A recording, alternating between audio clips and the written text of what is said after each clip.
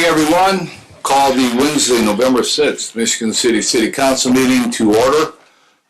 Would everyone please silence their electronic devices, stand for the Pledge of Allegiance, and a moment of silent prayer.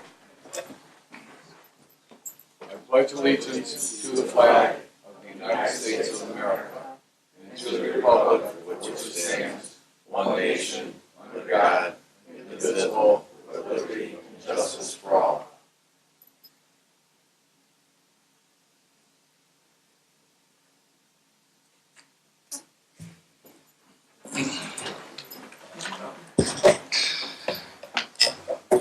Ms. Nyland, take the roll call, please. Mr. Beatrice? Present. Ms. Carnes? Present. Mr. Dabney? Present. Mr. Fitzpatrick? Present. Mr. Hamilton? Present. Mr. Don Prespolinski? Present. Mr. Paul Prespolinski? Present. Mr. Simmons? Present. And Mr. Stemley. We have 8 present and 1 absent. And Mr. Stimley is running a little bit late at this time, but he did say that he will be at the meeting. Approval of the minutes from the special meeting of October 21st, 2019. Is there any corrections, deletions, motion to approve? Motion to approve as presented. Support. Motion to approve by Councilman Beatrice and seconded by Councilman Dabney. All those in favor signify by saying aye. Aye. Reports of standing committees. Councilman Dabney. Alright, tonight's Finance Committee meeting was called to order at 6:06 p.m. by Chairman Dabney to review claims filed since our last meeting. Committee members Fitzpatrick, Dabney, and Prespolinski were all in attendance, as well as council members Carnes and Simmons. Also in attendance was Marilyn Wall and Attorney Jim Meyer. City Controller Rich Murphy was unable to attend. Claims review totaled $877,188.88 from the Riverboat Fund and $585 from the Boyd Development Fund, and a payment to the Energy Savings Plan for $103,324.96 for a total docket of $981,098.84. There were questions from some on the council in regards to the payment to NDOT, which was a match for the Crossroads grant. I think it's grant, correct? I'm looking at Maryland's back there. Yes, community crossings. Thank you. So we really had to, we're satisfied with that answer, and we move forward. Councilman Prespolinski moved to recommend approval of the docket. And a second from Councilman Fitzpatrick. The motion was approved unanimously. On the motion made by Councilman Fitzpatrick and a second by Councilman Prespolinski, the meeting was adjourned at 6:08 p.m. A summary of the claims are as follows. From the Riverboat Fund, Enterprise Rent-A-Car, $1,032.90. Global Engineering and Land Surveying, $39,367.50. J&B West Roofing, $30,000 even. Keesler Police Supply Inc., $12,709.84. Jacob Kubath, $51.47. Lakeshore Ford, $25,692 even. James Manuel, $101.64. Municipal Code Corporation, $850 even. SEH of Indiana LLC, $17,566.15. Kevin Vost, $56.94. Van Osdal and Farrar Inc., $1,400.16. And it was labeled as City Controller of Michigan City, $748,360.28, and that is what I mentioned earlier in regards to the match. For a total from the Riverboat Fund of $877,188.88. From the Boyd Development Fund, Primerica Engineers Limited, $585 even, for a total of $585 from Boyd Development. And then once again, the Energy Savings payment of $103,324.96. For a total claims docket, once again, of $981,098.84. And that concludes tonight's Finance Committee minutes. Thank you, Councilman Dabney. Are there any reports of special or select committees? I don't believe so. Moving on, reports of other city officers and departments. Any other city officers or departments? Having none. Claims docket. Claims docket before us this evening are from Fund 2042, which is the riverboat. Claims is $877,188.88. From Fund 2031, Board Development, $585. And the ESG claim is $103,324.96. Is there a motion to pay the claims? So move. Support. Motion by Councilman Dabney and seconded by Councilman Beatry. All those in favor of paying the claims signify by saying aye. Aye. Any opposed? Claims will be paid. Our first petition before us this evening, Ms. Nyla, A would you read petition, it by title? a petition was received in the clerk's office on October 7, 2019 from Nicole R. Bennett and Danielle M. Honer to vacate a portion of public street in the city of Michigan City located between 12 East Business Center subdivision and Bayview Addition and running north and parallel to the U.S. Highway 12. Okay, thank you, Ms. Nyla. Any communications before us this evening? Correspondence was received in the clerk's office on October 15, 2019 and October 28th from DLZ Weekly Activities Report Energy Project. Correspondence was also received in the clerk's office on October 22nd, 2019 from Mr. Rodney McCormick. Correspondence was received on October 23rd from Mr. Swistek, and correspondence was received on October 24th from Mayor Ron Mayer. Thank you, Ms. Nyla. Are there any resolutions before us this evening? There are no resolutions. Ordinances this evening on first reading. Ms. Nyla, if you would, by title only without objection. An ordinance on first reading by title only, an ordinance vacating a portion of public street in the Michigan City located between 12 East Business Center subdivision and Bayview Addition and running north and parallel to U.S. Highway 12. And this is introduced by Mr. Simmons and Mr. Dabney. And do the authors have anything that they would like to add this evening? Nothing, no comments from myself, but we do have the representatives of the vacation here if they want to come up and give a little bit of information to the public. Thank you. Thank you. Good evening. For the record, my name is Barry McDonald. I'm an attorney here in Michigan City with offices at 601 Franklin Street. I am here this evening with Mr. Brian Honer, who is the husband of Danielle Honer, who along with her sister Nicole Bennett are the petitioners. They are asking your consideration for their petition for vacation of a portion of North Street, which I understand is fairly hard to find on Google, which would be understandable because it's undeveloped. But as the title indicated, it lies just west of Pioneer Lumber and to the north of Highway 12. Kind of as a point of reference, it would begin between Jack's Detail Shop and Pioneer Lumber, and then kind of wind back behind Jack's Detail Shop, heading off to the west. We're certainly happy to answer any questions. We'll give a kind of a brief overview tonight, and then we know that we're going to be back 2 more times before this council. But if you've had a chance, an opportunity to look at the surveys attached to the petition and the ordinance, you understand that probably the motivating factor here for my client and all the clients collectively, because it's going to be Nicole, Danielle, and their husbands kind of developing this site. But the motivating factor is obviously is this road kind of makes a difficult site even more difficult to develop in that it essentially splits it in 2. So it's hard to kind of create an overall development when you've got an undeveloped road cutting through the center of it.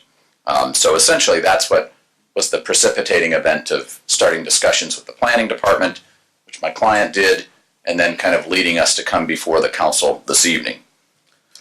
Had a chance to look at the various department reports that were filed. Seemed to be no objections from police, fire, engineering, planning department. The only real comments were ones that we expected, which were from the sanitary district and the water department. Not surprisingly, there are facilities for both of those utilities in the road that we're asking, or the portion of the road that we're asking to be vacated. And certainly, as our petition mentions, and in conversations I've had with Mr. Meyer, the petitioners will be more than happy to provide an adequate easement for both water and sanitation.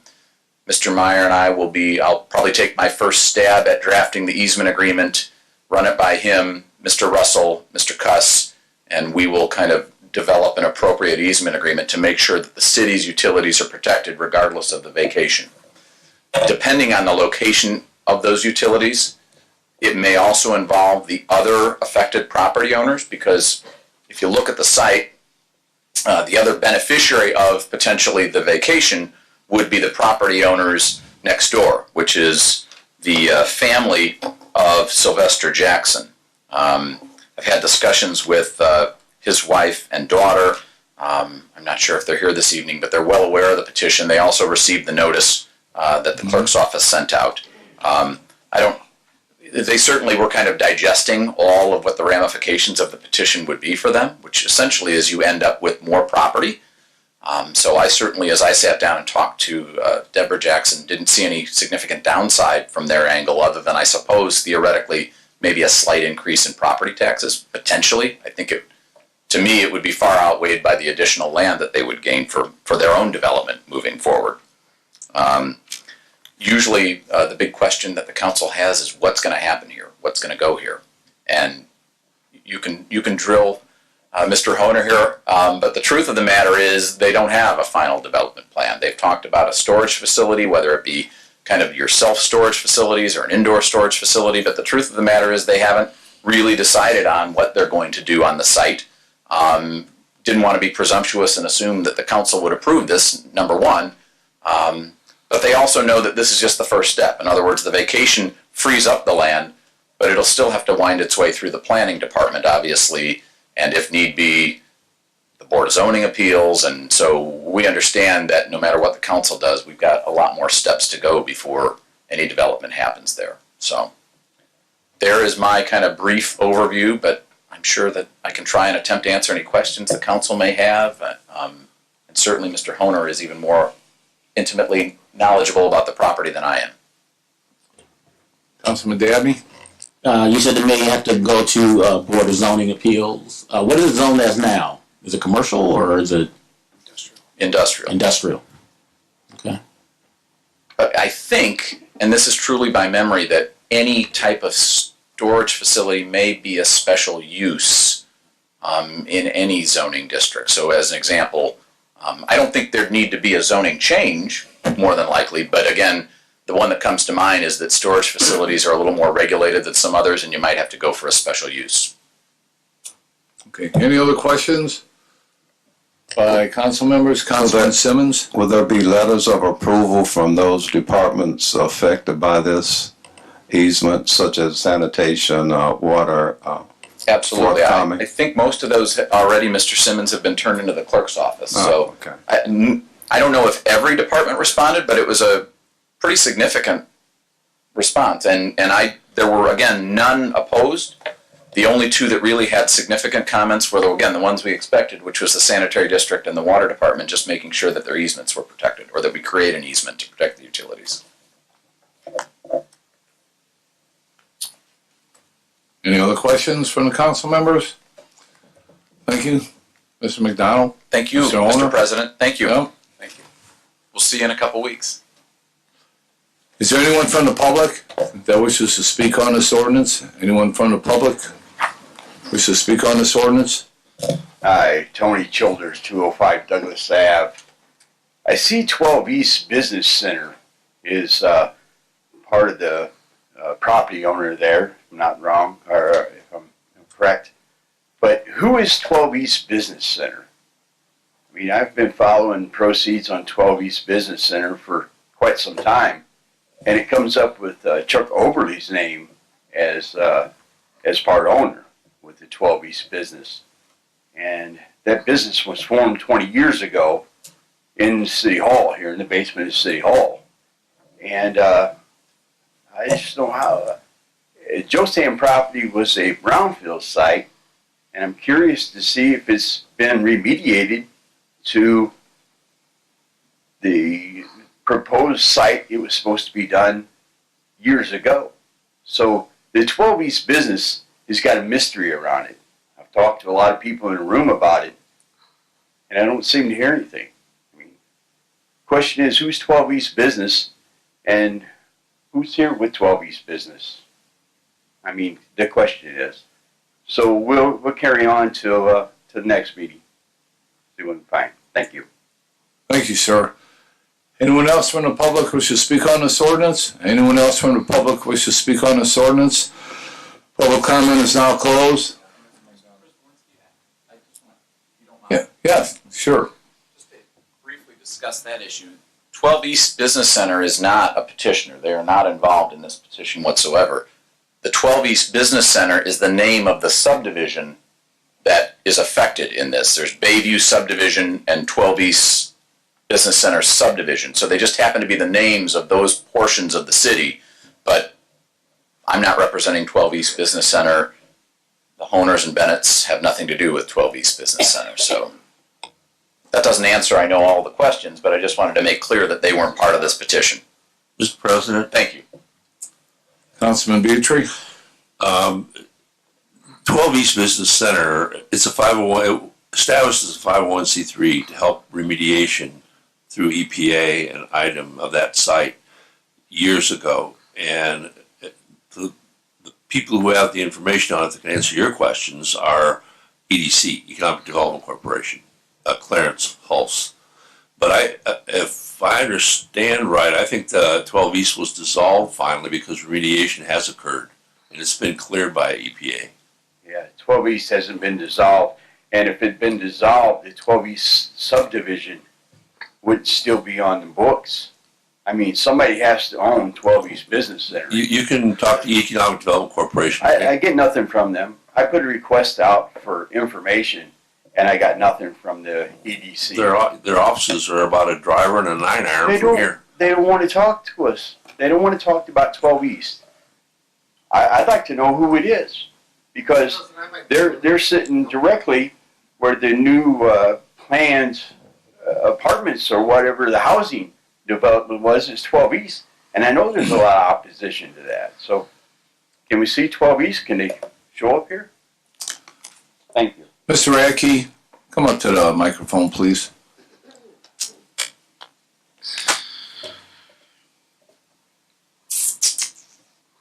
I might be able to help out a little bit here. 12 East Business Center. Place your name. So Dan Radke, my office is 508 East 2nd Street, which is at Pioneer Pier, Michigan City, Indiana. And I was formerly the owner of Pioneer Lumber when 12 East Business Center was sold to Pioneer Lumber. And 12 East Business Center was the property that was formerly Josam that the city and other entities cleaned up and did the brownfield remediation. And so we got a covenant not to sue from the state indicating that the environmental cleanup was complete. And so that property where Pioneer Lumber sits is 12 East Business Center. This parcel that Brian is trying to develop was part of that purchase. And we sold it to Brian and his wife and his sister-in-law. Does that help? Yeah. Does that help, Tony? Helps me. Yeah? We're on our way. Okay. Thank you. Thank you.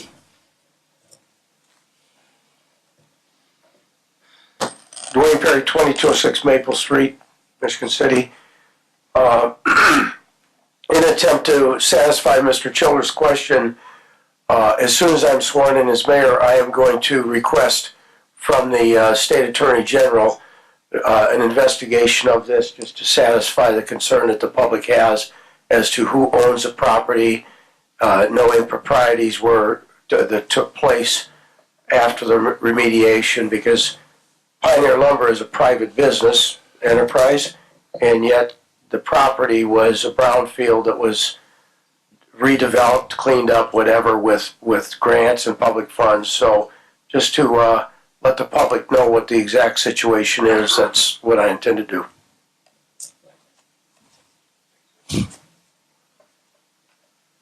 Okay, anyone else from the public who wishes to speak? Public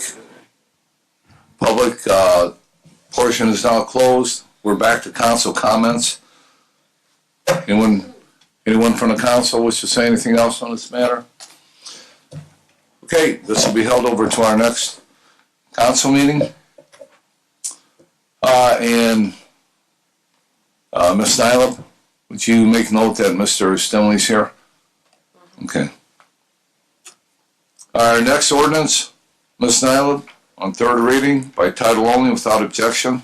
An ordinance on third reading by title only requiring the city controller to provide the common council documentation regarding damage to the city property and payment of liability claims and creating section 2-324 in the Michigan City Municipal Code. And this is introduced by Mr. Prespolinski, Don Prespolinski, Mr. Stemley, Mr. Fitzpatrick, and Mr. Hamilton. And do the authors have anything that they would like to add at this time?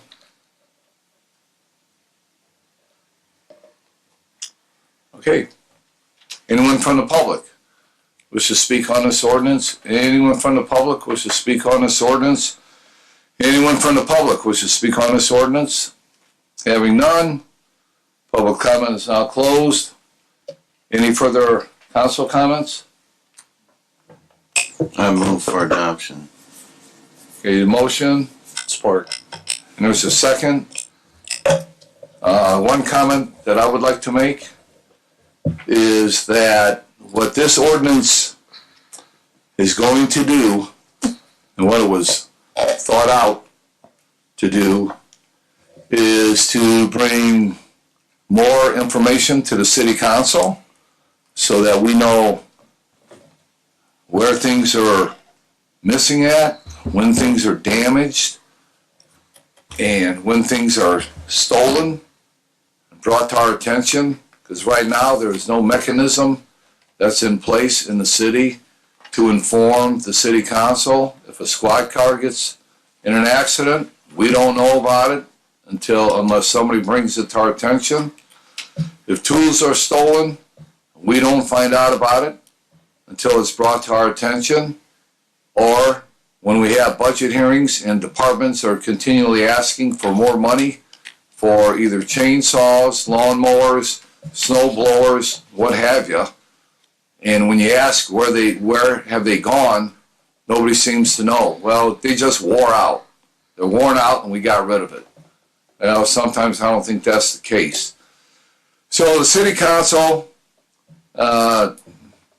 looked at it, and for transparency reasons, for fiscal responsibility reasons, and for accountability reasons, for the departments to be more accountable to the city council and to the administration, that's why this ordinance is going to be, that's why it was written up. With that being said, Ms. Nyla, there's been a motion by Councilman Prespolinski and a second by Councilman Hamilton. On the vote, please. Mr. Paul Prespolinski, Aye. Mr. Simmons, Aye. Mr. Stemley, Aye. Mr. Beatrice, Aye. Mr. Dabney, Aye. Ms. Carnes, Aye. Mr. Fitzpatrick, Aye. Mr. Hamilton, Aye. and Mr. Don Prespolinski. Aye. We have 9 in favor and no one opposed. Thank you, Ms. Nyla. And our last ordinance this evening on third reading, Ms. Nyla, by title only, without objection. An ordinance on third reading by title only, amending section 2-459B6 of the Michigan City Municipal Code to provide for treasurers for the Commission for Women. And this is introduced by Mr. Fitzpatrick. I know we don't have any nominees right now, but No, I have reached out to, pardon? you're jumping. Oh, I'm sorry. I was looking down here under unfinished business. Getting ahead of myself. Okay, is there any comments by the author? Not at this time. Okay, anyone from the public wish to speak on this ordinance? Anyone from the public wish to speak on this ordinance? Anyone from the public wish to speak on this ordinance? Having none, public comment is now closed. Any further council comments? Councilman Fitzpatrick? Motion to approve. Second. Motion to approve by Councilman Fitzpatrick and seconded by Councilman Paul Przwolinski. Ms. Nylam, on the vote? Mr. Simmons? Aye. Mr. Stemling? Aye. Mr. Beatry? Aye. Mr. Dabney? Aye. Ms. Carnes? Aye. Mr. Fitzpatrick? Aye. Mr. Hamilton? Aye. Mr. John Przwolinski? Aye. And Mr. Paul Przwolinski. Aye. We have 9 in favor and no one opposed. Okay, back to where I was at before that ordinance. Under unfinished business and nominations, the council has one appointment to the Veterans Commission due to the resignation of Miss Natalie Stewart, whose term begins on December 31st, 2020, expires December 31st, 2020. Are there any nominations from the floor? There was none received in the clerk's office. Okay. And that I reached out to a couple of gentlemen that are involved in the veterans community, and they said that they are going to look to see if they can find veterans that possibly are interested in this position and get back to me next week sometime. So hopefully by the next council meeting, we may have a couple nominees for that position. And under new business, the mayor is requesting the advice and consent of the members of the Michigan City Common Council regarding his reappointment of Miss Mary Ellen Quinn and Miss Tyra Walker Robinson to the Michigan City Human Rights Commission, whose terms would begin November 2nd, 2019 and expire on November 1st, 2023. Are there any comments? I would just move that that council grant consent to the reappointment of Ms. Quinn and Ms. Walker to the Human Rights Commission. Second. Okay, there was a motion by Councilman Beatry and seconded by Councilman Paul Przwolinski on the requested advice and consent of the council for Ms. Mary Ellen Quinn and Ms. Tyra Walker Robinson to the Michigan City Human Rights Commission. And if I may add, I am on the Human Rights Commission, and these two ladies work very, very hard. They work tirelessly for the Human Rights Commission, both in providing programming in the community and also trying to raise financial funds for programs that the Human Rights Commission provide. And with that being said, I am going to support the request or consent by the mayor. Ms. Nylam, well, or we could take it as a group vote. All those in favor signify by saying aye. Aye. Aye. Opposed? None? That will be sent on to the mayor. Comments from the public? Comments from the public?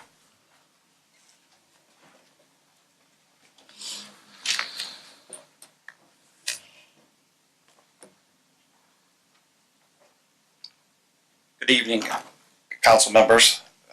I'm Bob Zonder. I'm the superintendent of Central Services. And Central Services includes street department, transit, Central Services, forester, vector control, and central maintenance. I'm here to respond to Councilman Fitzpatrick's reading of an outdated 2012 list of equipment, which he said was missing at the last council meeting. I've had two of my directors, Dr. Jessica Arnett and Mr. Dave Farmer, conduct extensive research on the list of old equipment. They work together to organize information in a way that is completely understandable to all. Please keep in your mind that the list which Councilman Fitzpatrick provided was over 8 years old and not our current equipment inventory. We've had some issues with theft equipment recently and have reported the missing equipment to MCPD, and there are open investigations ongoing. I would like to thank Dr. Arnett and Mr. Farmer for compiling all the information and explaining the old equipment list from 8 years ago. I'm now going to turn it over to Dr. Jessica Arnett to step up and have her explain the packets which she just passed out to all you guys. Thank you. Thank you. I know, the only time I think I've used more paper was printing out my dissertation.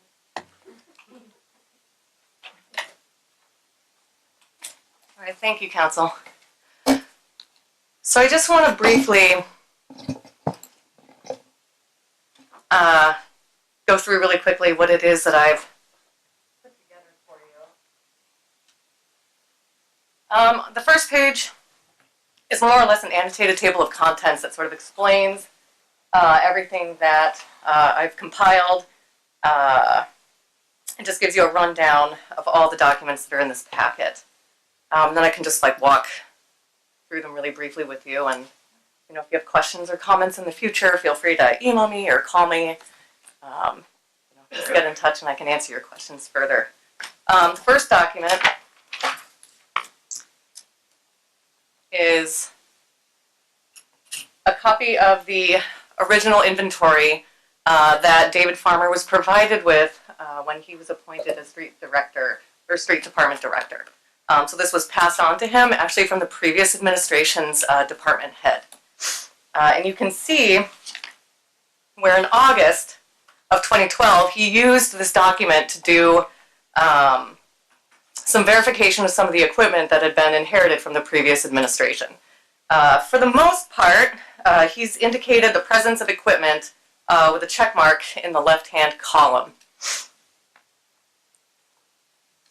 It's also important to note, and I've noted this in the annotated table of contents, that when this information was received, when this inventory list was received, it's unclear whether or not it was up to date, even by the previous administration. The second document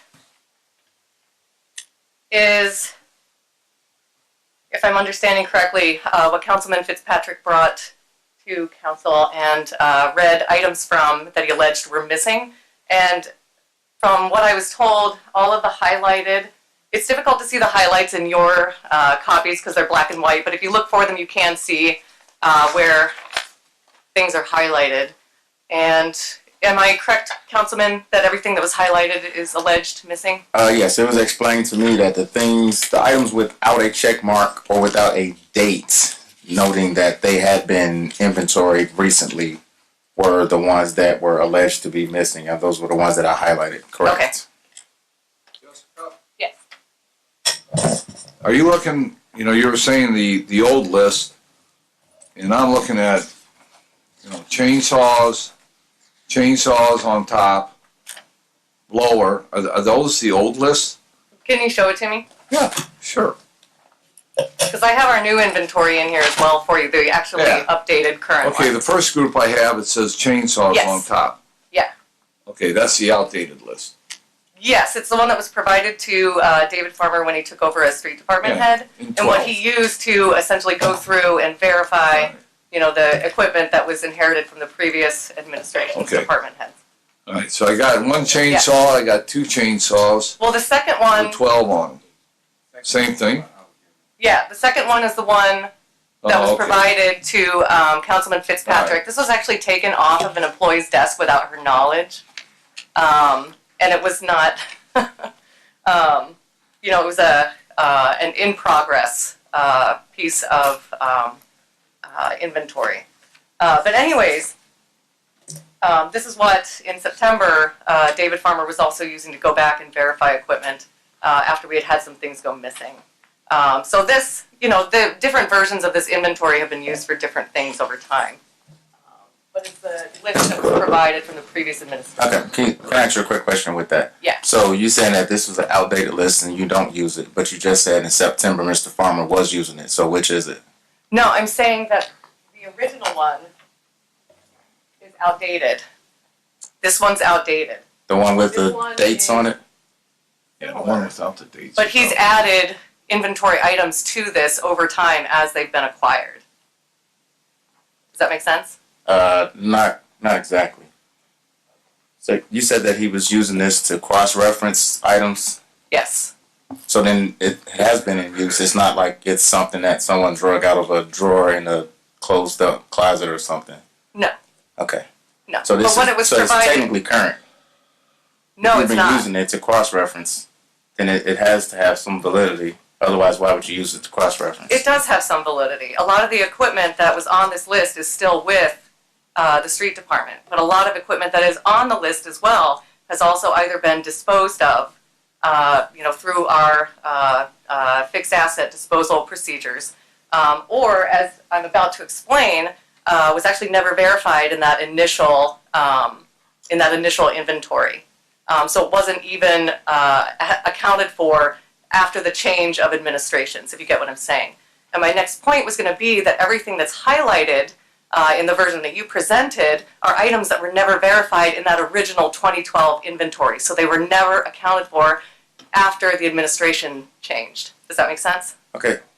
I think I get where you're going with that. So from 2012 to 2019, all of the items that were highlighted, we don't know if we have them or not. Is that what you're saying? I'm getting there. Can I continue with my presentation? You asked me a question, so I was responding to it. Okay, well, I was responding to your question. What I'm getting at in the third document, so this is a document that I put together after my research, after my survey of all the equipment, that is the actual disposition of items alleged missing from central services.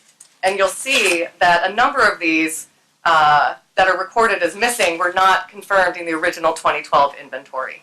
So that there's no record for the previous administration if they had disposed of these, which is what we suspect, but they were not included in the 2012 inventory because they weren't there. And those are all, well, a majority of them are the pieces of equipment that Councilman Fitzpatrick alleges is missing.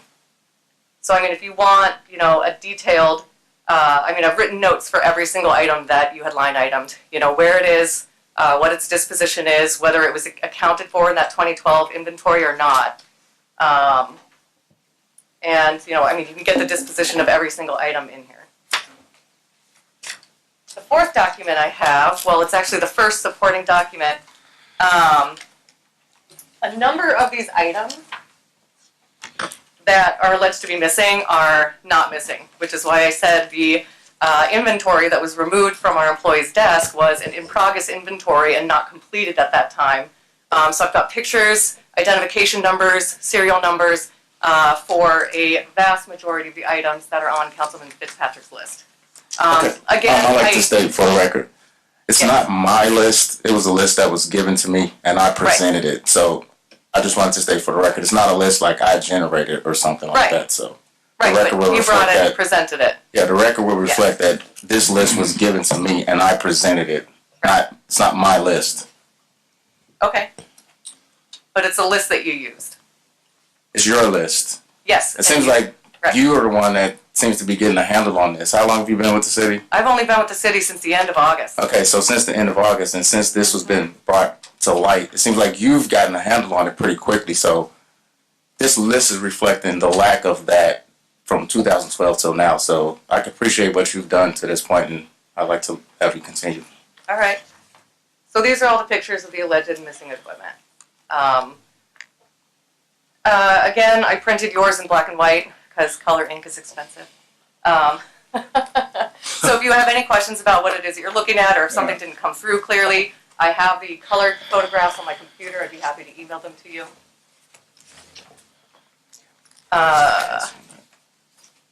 The next document is a collection of fixed asset disposal transfer forms, which you'll find a number of the items that are not, or that were alleged to be missing, were actually disposed of properly. It's my suspicion, and I'll tell you why in a little bit, that a number of, maybe a small handful of the items in question, specifically some blowers, were likely also disposed of. And there are typically records like that kept with the controller, but it's my understanding that that software is not accessible at this time. Is it a password problem? No, it's an update problem. Update problem. Okay, good. So maybe we can get those disposal records relatively soon. And that's where the next document comes in, which is a series of receipts. And what I'm pointing out here is actually the steel backpack blowers. that were purchased in 2016, likely to replace some of the ones that are recording as missing, as they're the older model. Likely were just replaced and disposed of at that time. So hopefully we can get that software update fixed and be able to pull those disposal records. That's what I anticipate being able to happen. The next document is our complete inventory for both vector control and the street department. The next document includes items that we've actually been able to verify are missing or stolen. Those that are reported as stolen, you have the Michigan City Police Department report numbers there. And then I've also included the Michigan City Police Department actual reports for you. So you have all of that, should you need it.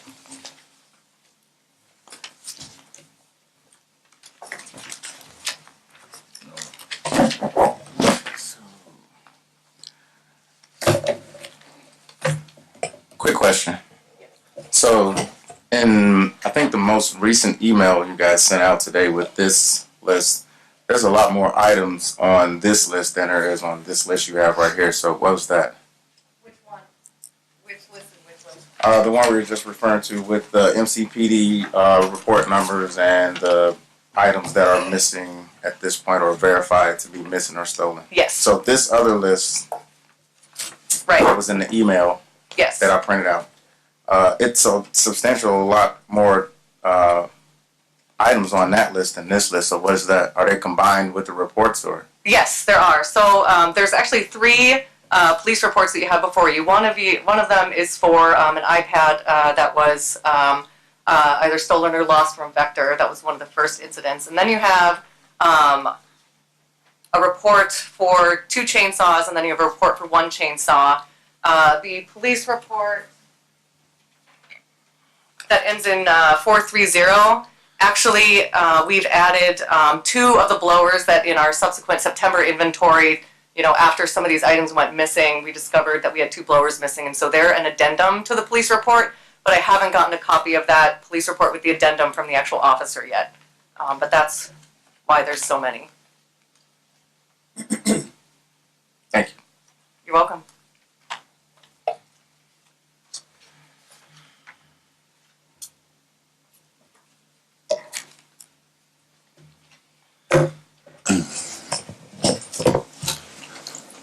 Councilman Paul Przybylski, question?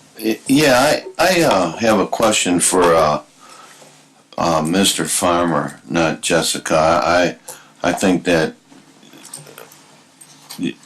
Jessica has done or Doctor, excuse me, I stand corrected. I'll remember that, okay?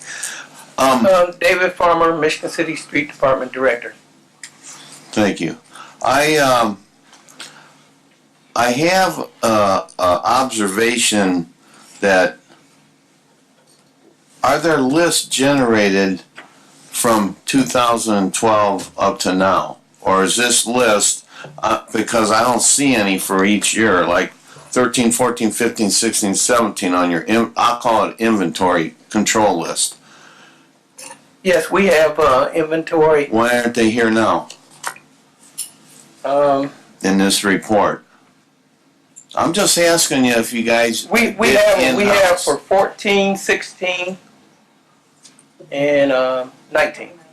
Yeah. Okay. Well, I just got on the console, but I will tell you this, and I'm here only to make a suggestion. I'm not trying to criticize. Is that you guys need a tool crib? You need to come up with a program where people are signing out tools. And they're logged in every day, just like we do at the mill.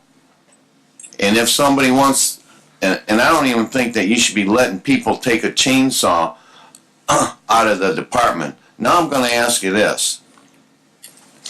When you're using them chainsaws, do those people have adequate protection? I'm talking about an apron, shoulder aprons, and all the adequate safety apparel. Yes, we do. We have all safety equipment. You're telling me if I come down there on Friday, that you'll have enough for, it'll be brand new laid out and I can test it with a chainsaw. Yes. Okay, I'll be there. Okay. All right. And with saying that, because I understand that there are some missing items, and I just think for everybody's well-being that we need to come up with some kind of control. And I'm just going to get right to the chase here. Skip all the niceties. You need a tool crib. You need everything in a tool crib, and that's the way it's got to be in all them departments. You just can't let people. We do have a tool room and a locked tool crib. Okay, well, I guess I'll come down there and you guys can show me it and see what we got and see what you guys can come up with, because you still have stolen items, and we're not really sure about how much has been stolen. And I'm not here to say that it's your fault. It's your fault. It's just we got to get a handle on it. We have to get a handle on it. Thank you. I was just going to answer really quickly too, that we do have a sign in and sign out implemented for all of the tools that David Farmer just implemented, and then I have my own for Vector. And I check all the equipment when the Vector guys come in at the end of the day and go out at the beginning of the day. I had one more point too, and I think it just escaped me. It'll come back. When you're ready, you can. But I won't take up any more of your time. Oh wait, no. And my point was, I performed all of this research so that we could establish exactly what has been stolen, and that's what's on that list, and that's what's been reported to the police. So it's not that we just have no clue, like what's gone missing. We actually do. And as far as the sort of locked tool room, the locked sign shop, and the locked spaces at central maintenance. It's been pretty easy for me to deduce just walking around that building and just taking a survey of where things are located, and say there were a number of things that were missed on the 2012 inventory because they had been taken out of circulation because they were either broken or needed maintenance, or had been placed in the maintenance section of the tool room or the sign shop. And so it's pretty easy to figure out once you walk around in there, where things are. It didn't take me that. I mean, it was a labor of love, don't get me wrong. But once I walked around and, took my notes and took my photographs, it was pretty easy to put the pieces together. I had a question. Councilman Fitzpatrick, go ahead. Yes. So what exactly is the process when something is known to be missing, and how long does it usually take before something's noticed to be missing? Is it a daily thing, or is it something that someone's like, oh wait, we only have 3 chainsaws, where's the others? Right. For example, one of the chainsaws was noticed missing immediately Monday morning from one of our vehicles, and it had been used on Friday and was gone that Monday. So I mean that was pretty immediate. And then it was after that was missing that a survey of other items was undertaken. So the equipment stays on vehicles? Locked vehicles. So Street 8 is a locked, secure truck. Okay. So you say you just created a sign in, sign out process. What was the procedure before that? You want to handle that one? Yeah, the procedure was we write down everything and put it on your work order every day and check the stuff back in at the end of the day. Do you have logs of that? I have the logs that we're using now. We made up new logs, but I do have other ones from the past in my office. Going back to 2012 when this first list was generated? Yeah, I have the inventory list and everything. Okay. So, I don't know. This is, I guess I kind of started all this. I hate to be the one, but people came to me with the concerns, and it was people that work at the street department or for central services. I don't work there. I don't come there often. So there's no way that I would have any knowledge of what equipment's there or what equipment is missing. nor would I have a list from 2012. So it seemed like it was a situation where my possession of this or my intention with this was something other than to actually have what we have right now. It seems like you guys finally, or someone, since it's been brought to the attention of everyone, is getting a handle on keeping the track of these things, reporting these things, and making sure that the public's money is being spent wisely and not just thrown around like something disposable because you know you could come back next time and get more money to replace it. So I'm appreciating this process because hopefully in the future we won't have these such incidents and I won't have to be involved because the only reason why I'm involved is because your employees came to me. So I just wanted to put that out there. Yes, please. I mean, I just want to say that, you know, when our employees came to you, whether it was out of concern or some other motivation, I feel like you could have just come to us and asked. So, well, you know what, if their concerns were someone in the, I mean, weeks ago, probably. if their concerns were someone that was a supervisor or something that was doing something that was questionable, no way would I go to them. And no way would anyone else that thought about it would.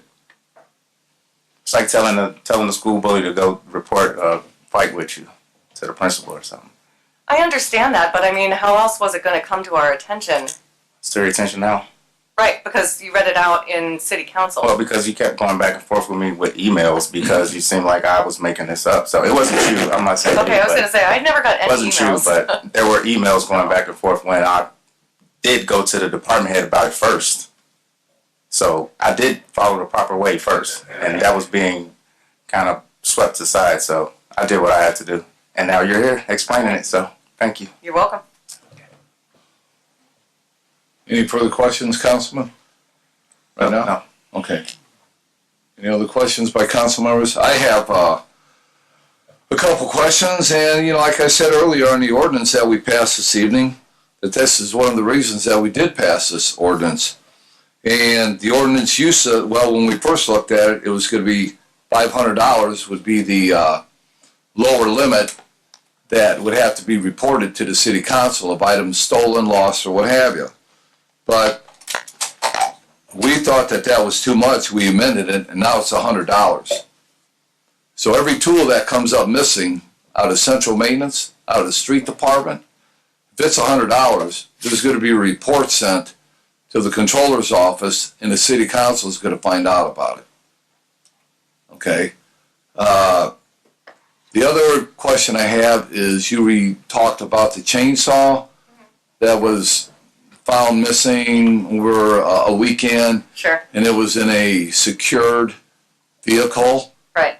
So how did it get out of who stole it out of a secure vehicle, and who was the last one to drive that vehicle? That's what's under investigation now. I mean, I don't know how much I can really even comment on an ongoing investigation. But, we've interviewed all of our employees, and the police department is preparing to do the same. So, it's under investigation. Okay, where was the truck parked? Outside, inside? No, inside. Okay, and there's cameras inside? Yep. In the whole building? So the vehicle was in sight of a camera? I spent hours and hours and hours and hours and hours of watching security camera footage. Okay, and you couldn't see anything? My eyes have been literally almost closed. I believe you, Jessica. You did a good job reporting this and putting it all together. And, we're just trying to... Right. If nobody else in the city administration wants to take responsibility and run the departments like they're supposed to be run, then the city council and the new city council coming in is we are going to take our time, and if we have to, we'll wind up running every department in the city, because we're going to make sure that the money is being accounted for. It's like this, folks. It's like this. Here's the way I look at it. It's either you give the street department $30,000 to go out and burn money on tools, and nobody has an idea where these tools are at. Nobody has an inventory. Every 2 years they take an inventory on tools. That's absurd. And I think everyone in this crowd understands that. Or you take that $20,000 and you invest it possibly in some new playground equipment, maybe in Washington Park, that we're asking for, or we repair some sidewalks, or we put in a new bus stop station somewhere. That's what it's all about. It's just not to come back to the city every budget cycle and say, hey, we need another 20,000 in tools. Well, where'd your tools go? We don't know. We took an inventory 2 years ago. We don't know where anything's at. That ain't the way it goes. In this city council, or me, one for a councilman, I'm not going to stand for it. I'm not going to stand for it anymore. If people aren't accountable for what they want to do, then it's time for people to move on to a different profession. You got to be accountable for what you're doing. You got to be accountable to these 9 people that sit up here and make the decisions on how this money is going to be spent. And I give all the accolades to Councilman Fitzpatrick for any of the heat he's taken from department heads, from the administration, for making fun of the city council and making fun of the councilman for what we're trying to do here. We work for everybody that's sitting out here in these seats. That's who we work for. And that's the way it's going to be. Keeping track of the money. So I just have a few questions, Jessica. Sure. No, and I want to comment too. I think it's an excellent ordinance. I'm surprised that there wasn't anything like that before. So am I. It's an excellent ordinance. Honestly, And, so am I. You know me. You know I like to be thorough. Oh yeah, you're doing a great job. You got fantastic credentials, and I'm glad the city has you. And you're very, very responsive to anything that I've ever asked of you. Thank you. Okay. Yeah. Okay. Anyway, so right now tools are taken out daily. How are they recorded and returned back at the end of the day? And anyone from the Central Services staff can answer that question. Well, How are the tools checked out? How are they brought back? And how are they recorded? I can answer for Vector really quickly while David approaches the microphone. So my Vector control assistant and we have our own manager sign in and sign out sheets. So we verify everything at the end of the day when the crews come back in. We keep the key for all of our equipment locked in our offices, so you can't just go take equipment without us knowing. And then there's a sign in, sign out log that hangs above where we keep all of the mowers, and the guys check off what they're taking for the day and check it back in at the end of the day. And then after they've checked everything in on their own control sheet, Lem, my Vector control assistant, or myself go out to the garage, visually survey and account for all of the tools, and sign it. Thank you. There you go, Brian. These are the sign in and sign out sheets that we have. I make sure that I sign in and sign out everything each day, so I'll know that it has been returned.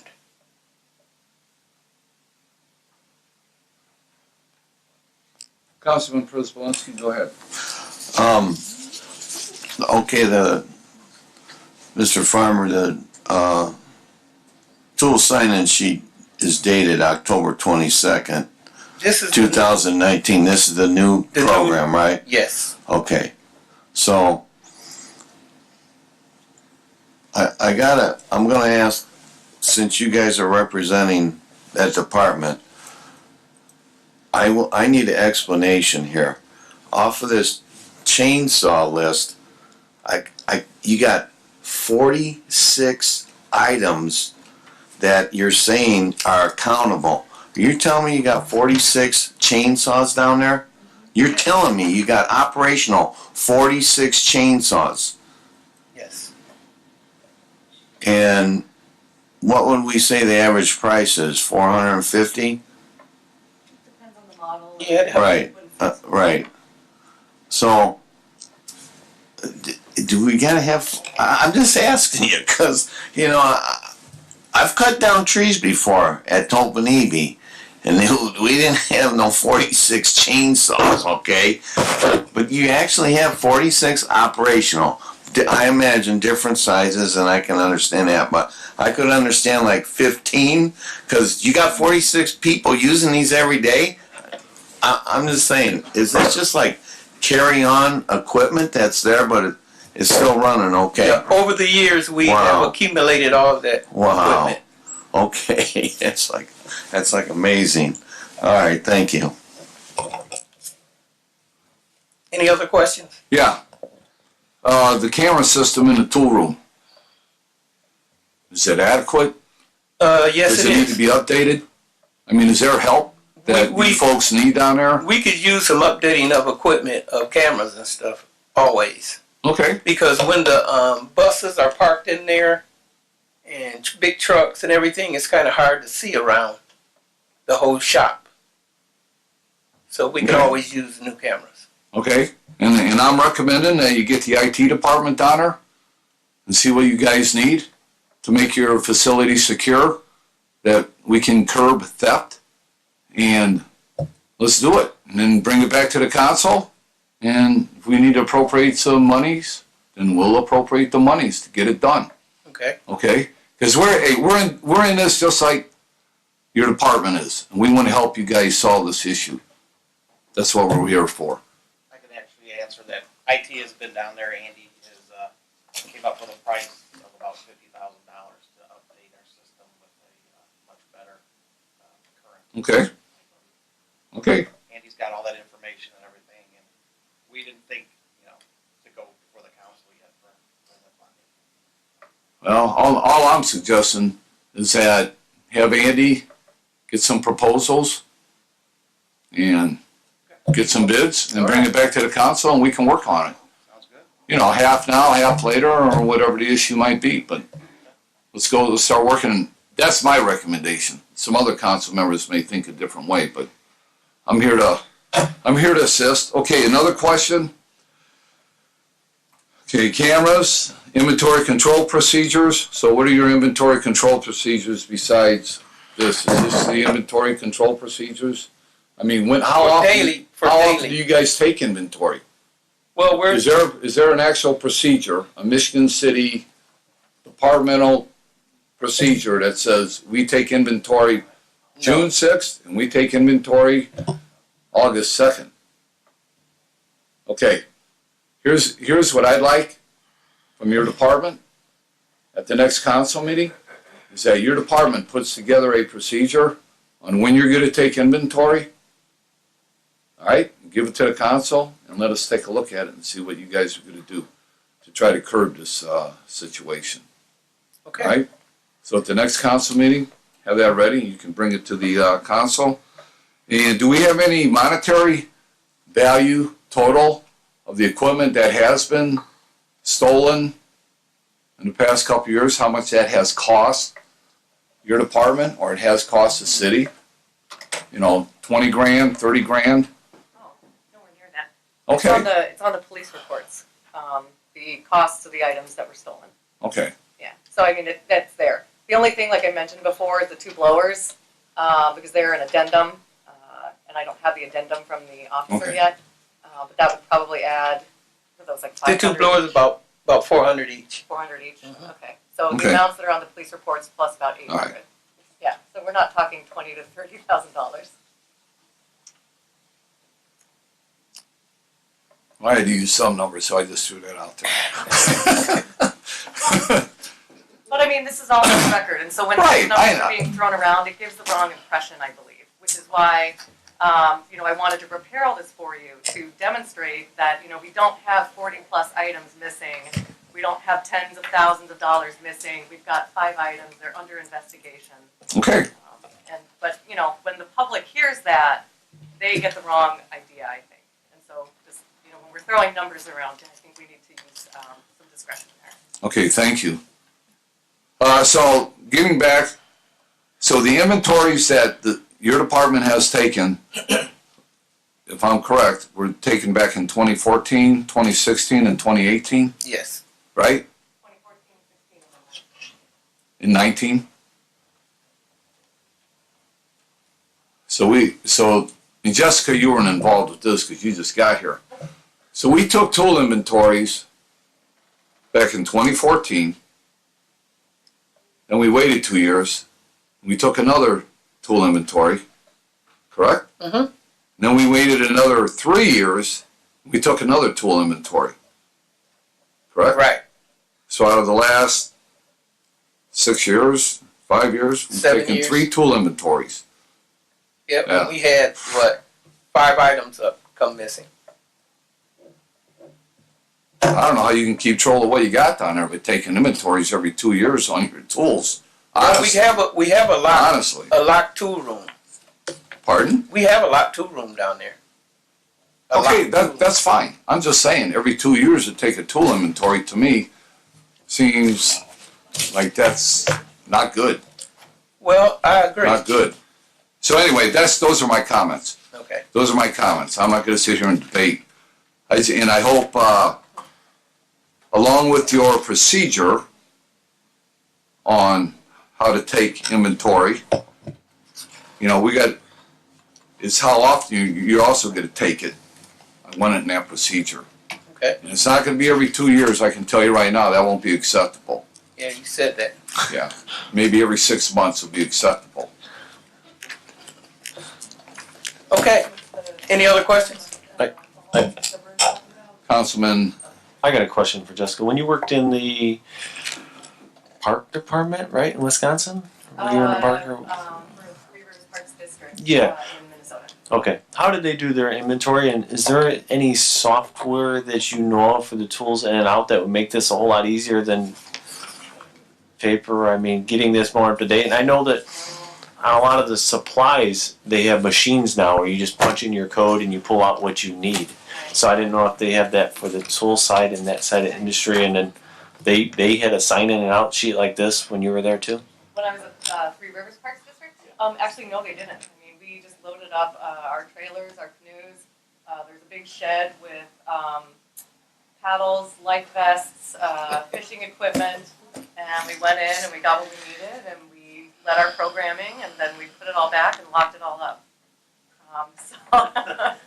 But we never had any issues at Three Rivers. So,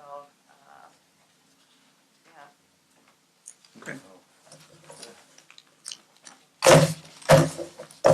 Any other questions? any other, Councilwoman Carnes? I just have a comment, or it could be a question. I don't know if you would have the answer to this, but how many man-hours have you spent compiling all these reports after reports after reports to come up with 5 items that were missing? I did a quick calculation here from the police department report, which is, I know not all of the items, but was around $1,000. So you have any idea of how many man-hours were spent on this investigation? I would probably say 40 hours easy. Same for me as well. Probably, I mean, at least a full week's worth when you compile it all. Mm-hmm. At the very least. I was having a conversation, I think, and I almost estimated it could be 60 plus. But I wasn't logging my hours. I was crawling around on the tool room floor writing numbers down. So. I just hope that we can keep that all in perspective before we launch another witch hunt. Thank you. All right, thank you. Mr. President. Councilman Paul Przybylski. I want to thank you for the effort. I also want to thank Councilman Fitzpatrick for bringing it forward, because if somebody would have brought it to me, I would have probably done the same thing, because it's not our business to go down there and be going through your department. That's your department, and we don't need to be down there. I think that this is a good starting point and to go forward with implementing a system. You know, that's true. That's true. That's credible. And I think it's going to benefit everybody. It's going to benefit you guys. It's going to benefit the employees. Because if somebody is messing around, we're gonna find out. Oh, absolutely. I just think that evidently it's not a system of, it's not like at where you were at before in Minnesota, or what I'm accustomed to and working out of the shop at the facility where I volunteer at, it's a,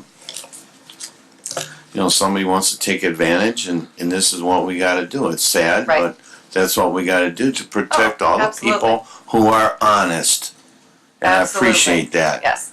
No, Okay. and I, there's very few things that really get under my skin than dishonest people and a lack of accountability. And so that's, why this project was so important to me. But it was also important to me in the sense, as I mentioned with Councilman Prespolinski, when we make, sort of public and on-the-record comments that may or may not, whether it's, kind of tossing out a figure of $30,000 that doesn't, sort of reflect or may not reflect the reality. Those things, they carry a lot of weight, and I think we need to use discretion. And I, in no way, meant to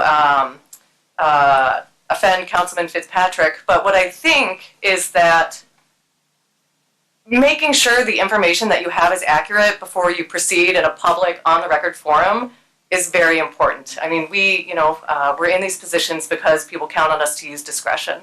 And I know that you all expect that from me, and I expect it from you in return, and that's what makes, the city work, right?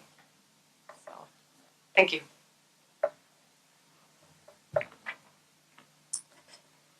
Any other council comments? Okay, like I said before, Councilman Fitzpatrick, I want to thank you for bringing us to light. It may have taken a little bit of work, but when you have a problem, you have to go forward and you have to see what's going on. And if it takes a little bit of time to get that done, then that's the time you have to do in order to correct problems. You just can't look at a problem and say, oh yeah, don't worry about it. It takes time to correct things. So that's where man hours come in, and the city's paying everybody to do what they have to do. So I have no issue with that. So, and we're going to get a problem corrected, and we're going to move on. Okay. Any other comments from the public? I don't know why we don't take and go to a scan system. Mrs. Stransky? Oh, Kathy Stransky, 223 Smart Graph. Sorry. Thank you. Dot. Why don't we go to a scan system? The driver has a scan. He scans 5 pieces of equipment out at the end of the day from the cage, and at the end of the day, he scans 5 pieces back into the cage. Then we're only going to have to do inventory, maybe only once a year, because if the equipment is scanned out and it don't get scanned back in, then somebody is accountable for that missing piece of equipment. It saves a lot of man hours. It saves a lot of money in the long run. The initial cost of putting in the scanners and putting in the scans would be a problem or a little money, but it sure would alleviate a lot of problems. And then, why are we only going to do it at the city barns? Why don't we do it at the park department? Why don't we do it anywhere where we have equipment going in and out of buildings that could possibly not be returned? And just do it as one big overhaul. Mm-hmm. Thank you very much. Thank you. Great point. Hi. Yes, I'm ma'am. Connie Grammarosa. I live at 335 Lake Hills Road. I'm pretty perturbed by what I just heard.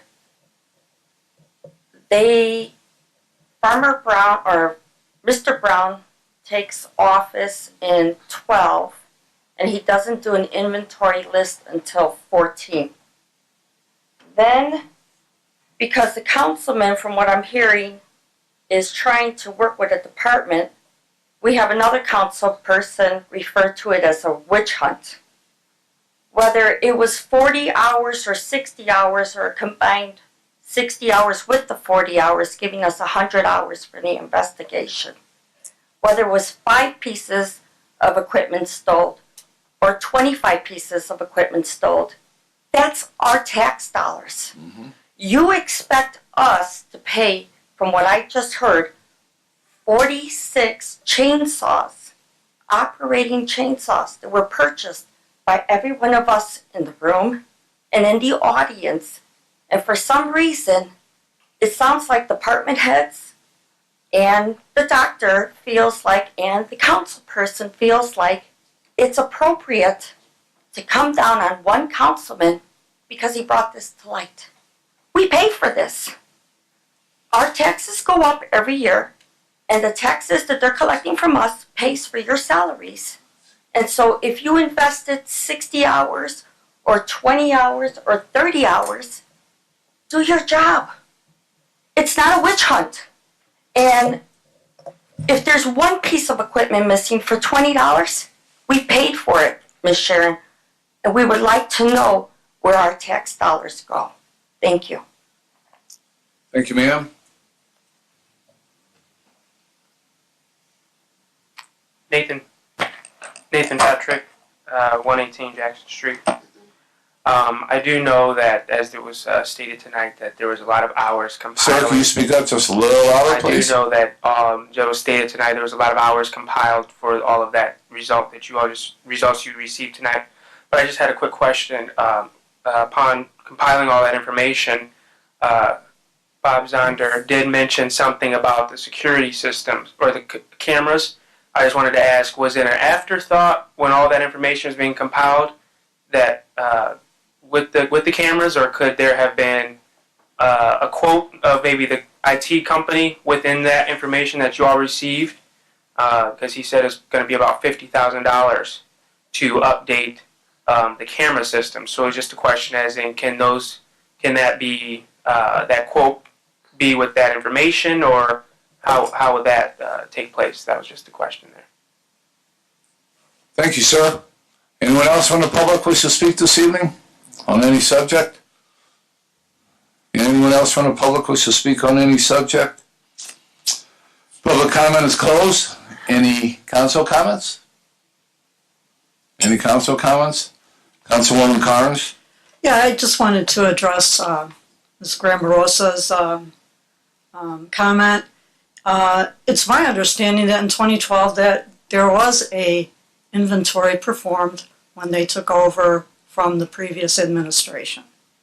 As far as the money goes, if it's even $20 or whatever the amount, taxpayer money, that's true. But taxpayer money was expended on this investigation as well in excess, way excess of the amount of items that were stolen or believed to be stolen.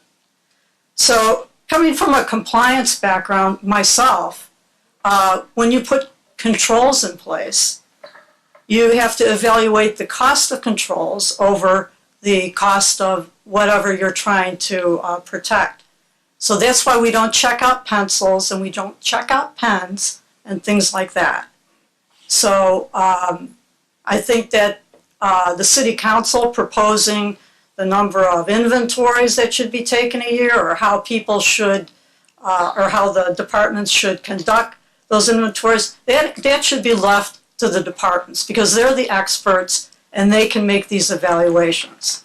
And I think what's been proven tonight is that our central services department has done a very good job protecting their equipment, given that since 2012 that we can only account for 5 items that were stolen, like probably less than $2,000 worth. Okay, any other further public comment? Having none, council comments? Any other council comments? Okay, I have a couple comments. I did talk to Auditor Murphy, or Controller Murphy, about, we had the audit from the state, and he mentioned to the council that he was going to have meetings with the different departments that have had findings put towards them. Well, I thought it would be a good idea that if any council members want to attend any of those meetings to see how these audit findings are being corrected and making sure that they're getting done in a timely fashion in case we have another audit and things aren't done, and we don't have to get additional findings, that council members be allowed to attend these meetings. And he said that he was okay with that and that he's going to send out emails when those meetings are going to take place, so council members can attend it. The other thing I'd like to do is to congratulate the Michigan City Police Officer of the Year, the Michigan City Firefighter of the Year, and the LaPorte County EMS Member of the Year. The Exchange Club gave awards to these individuals, and the Fireman of the Year is Mr. Greg Fletcher. The Police Officer of the Year is Mr. Andy Brinkman, and LaPorte County EMS Captain is Jeff Coons. So I want to thank them for their hard work and professional efforts that they put forth with the city. And finally, I'd like to make a comment about the Michigan City Police Department in dealing with the LaPorte County Drug Task Force and what has been put in the paper about them from the city administration. And the city administration can say what they like about the LaPorte County Drug Task Force, saying that they need to be dissolved, and coming back and saying that they don't need to be dissolved, that was an incorrect statement. But I put all the faith in the world in LaPorte County Drug Task Force in trying to, and I endorse them, trying to protect our city from drug investment that is taking place. LaPorte County is one of the highest drug areas in the state, and that we need that protection. If we want to protect our children, if we want to protect our community, we need that department. So I stand behind that department and what they do on a general basis, and I just want to let them know that I feel that way about that. Are there any further council comments? Councilwoman Carnes? Just a point of clarification. I believe that there were no findings on the audit. There were recommendations. And as a compliance person, I would point out that those are two very different statements. Thank you. Well, thank you for your comment, but whether you want to call them findings or, non-findings, there were still findings that came up from the state auditor, and the state auditor said that the city needed to get these corrected. So that's why Mr. Murphy went in the direction he did, is to get these corrected so that at the next audit, they wouldn't come up again, as some things went on for a year and a half and weren't corrected from a previous audit.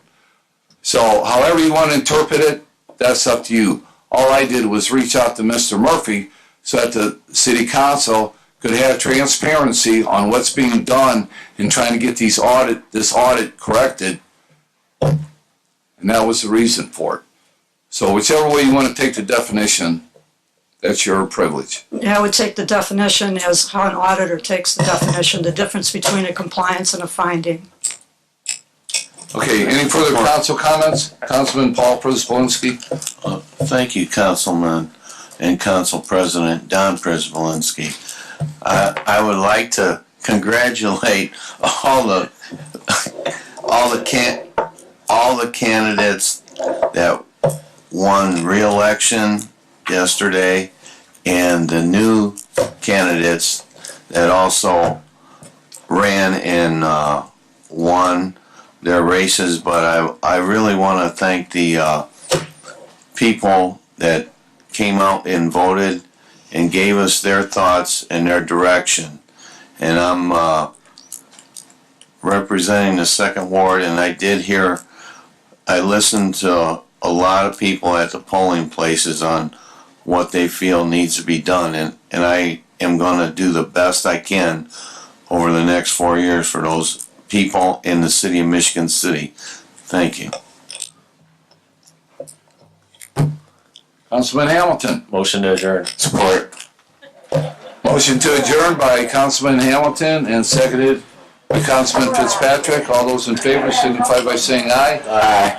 Okay, council meeting's adjourned.